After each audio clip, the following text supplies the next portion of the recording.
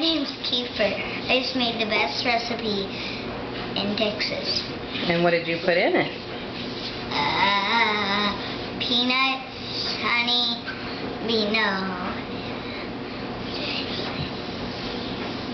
pudding, honey, peanuts, peanut butter, and what was the last thing? Did you add Twix? Twix.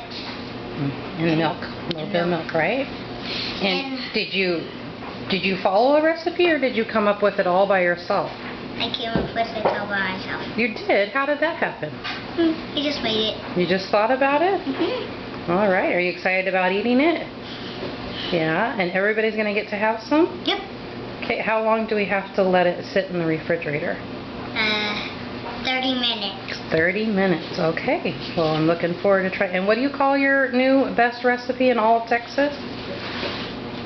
Brownies and cookies. Brownies and cookies.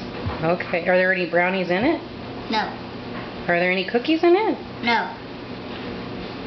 But you're going to call it brownies and cookies. Yes. Okay. All right. Well, thank you, Chef Keeper. I'm looking forward to tasting it.